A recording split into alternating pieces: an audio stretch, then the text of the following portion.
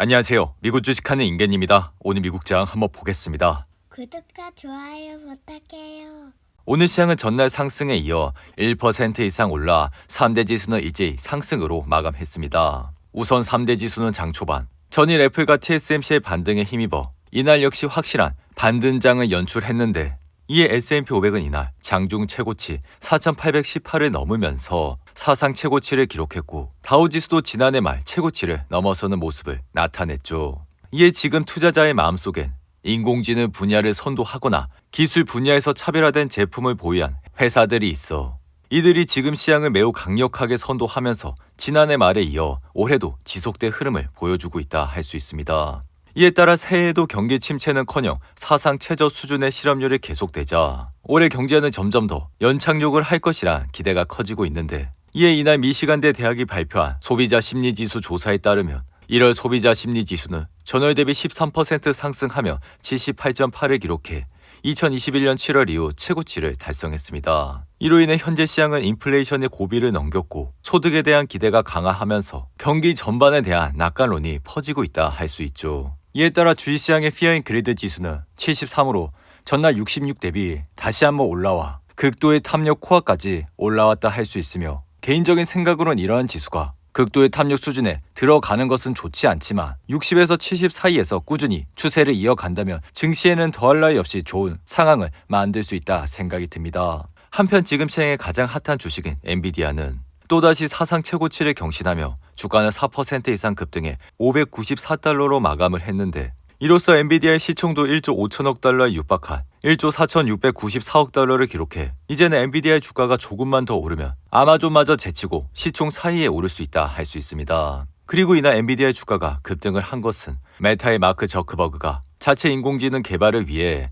엔비디아의 반도체 수천 개를 매입하는 데 수십억 달러를 썼다고 밝혔기 때문인데 이로 인해 저크버그는 이날 메타의 AI 로드맵을 공개했고 그는 컴퓨팅 인프라 확대를 위해 올해 말까지 엔비디아의 고성능 GPU인 H135만 개가 필요하다며 다른 GPU까지 포함하면 총 60만 개 정도의 AI 칩셋에 해당하는 컴퓨팅 인프라를 구축하게 될 것이라 밝혔습니다. 이에 따라 엔비디아의 주가는 다시 한번 폭발을 하면서 주가는 연일 사상 최고치를 경신하고 있는데 이전 영상에서도 말씀을 드렸듯이 엔비디아의 기술적 차트는 현재 상승을 말하고 있고 이 같은 이유는 지난해 8월 엔비디아 주가가 492달러를 찍었지만 주가는 10월 말 407달러까지 떨어지는 모습을 보였습니다. 이로 인해 엔비디아는 고점 대비 20% 가까이 하락하는 모습을 보여줬는데 하지만 이후 이러한 하락폭이 점점 개선이 되면서 올해 1월 9일엔 이전 신고가인 504달러를 경신을 하면서 폭발을 하는 모습을 나타냈죠. 이에 따라 엔비디아의 차트는 앞으로도 더 상승을 할 수 있는 모습을 보여줬고 덩달아 엔비디아의 매출은 지속적으로 성장하는 게 아닌 급격하게 성장을 하고 있기 때문에 더욱더 엔비디아의 주가의 매력이 있다고 할 수 있죠. 이어 메타 역시 이날 1.95% 상승해 주가는 384달러로 2021년 9월 전고점인 382달러를 돌파하는 모습을 보여줬는데 이로 인해 메타는 2022년 11월 88달러를 찍은 이후 지속적인 상승을 하면서 현재 주가까지 올라왔다 할 수 있죠. 이에 저크버그는 2022년 말 등장한 오픈 AI의 챗 GPT로 인해 AI 열풍이 불자 지난해 해산의 생성형 AI 팀을 소집했고 이후 메타의 LLM이 라마를 오픈하면서 주가의 지속적인 상승과 실적 또한 개선이 되는 모습을 나타냈는데 그리고 이날은 애플 역시 1% 이상 상승을 하면서 매그니피센트 7 기업들의 상승을 이끌었고 이 같은 상승세는 전날 뱅크 오브 아메리카가 애플에 대한 투자 의견을 중립에서 매수로 높였기 때문이라 할 수 있죠. 이에 애플의 차트를 보시면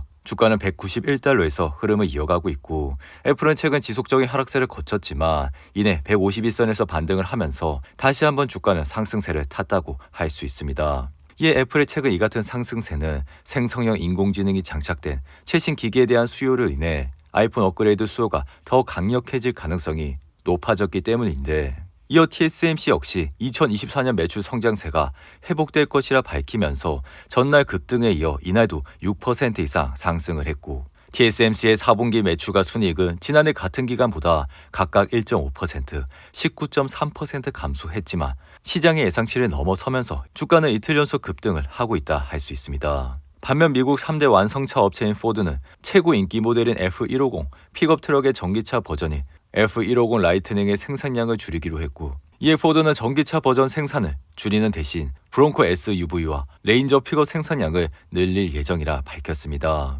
이로 인해 포드의 행보로 현재 시장의 전기차 수요가 그만큼 좋지 않다는 것을 나타냈는데, 이로 인해 이날 테슬라의 주가는 장중 내내 1% 가까이 하락을 하다가 장 후반 소폭 상승을 하면서 주가는 212달러에서 마감을 했고, 이에 주가는 지난해 11월 210달러를 기록한 것과 크게 다르지 않은 상황이라 할 수 있죠. 한편 테슬라는 지난해 11월 테슬라만의 특별한 악재 없이 증시가 전반적으로 조정을 받으며 기술주가 동반 하락한 뒤 반등을 했지만, 지금은 테슬라의 고유한 문제가 두드러지게 부각되면서 매그니피센트 7 기업 중 테슬라의 주가만 타격을 받고 있다 할 수 있는데, 이에 테슬라의 주가가 부진한 이유는 전 세계 전기차 판매량 1위를 중국 BYD에 뺏겼다는 소식이 나왔기 때문이며, 이로 인해 테슬라가 더 이상 전 세계 1위의 전기차 회사가 아니라는 사실은 투자자들에게 테슬라의 전기차 경쟁력이 절대 우위가 아니라는 현실을 심어줬다 할 수 있습니다. 이어 테슬라는 전기차 가격 인하에 따른 이익률 축소 우려가 지속되고 있고, 이로 인해 지난 17일 독일과 프랑스, 유럽에서 테슬라는 모델 Y 가격을 인하해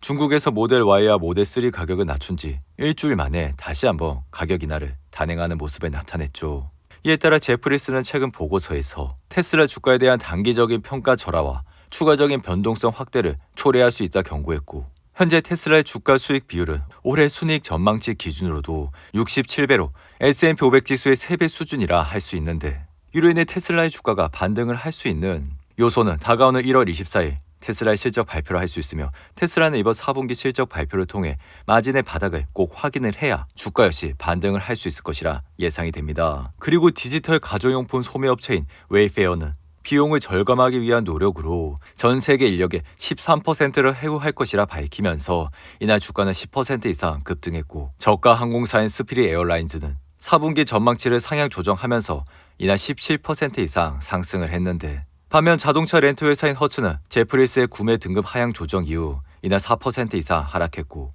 이에 제프리스는 허츠의 단기 수익성이 전기차 수리 비용과 운영 비용 증가로 인해 주가가 흔들릴 것이라 밝혔습니다. 그리고 이날 아이로봇의 주가는 아마존의 아이로봇 인수 제한이 무산될 것이란 우려가 나타나면서 이날 주가는 무려 26.9% 급락했고, 반면 TI의 주가는 UBS가 매수 등급으로 업그레이드를 하면서 이날 4% 이상 상승을 했는데, 이어 브로드컴의 주가는 골드만삭스가 매수 등급으로 브로드컴을 복원하면서 이날 6% 이상 상승을 했고, 이로 인해 브로드컴은 급등하면서 현재 주가는 1211달러까지 올라왔습니다. 이에 따라 브로드컴은 2022년 10월 402달러를 찍은 이후 지속적인 상승세를 거치면서 현재 주가까지 올라왔다 할 수 있으며, 이러한 기간 동안 실적이 발표될 때마다 주가는 급등을 해 연일 상승세를 이어가고 있다 할 수 있습니다. 이에 최근 브로드컴의 3분기 실적은 시장 예상치를 뛰어넘으며 그 이후 주가 역시 급등을 해 여전히 좋은 흐름세를 보여주고 있다 할 수 있죠. 오늘도 8분이 넘는 긴 영상 끝까지 시청해 주셔서 감사하고요.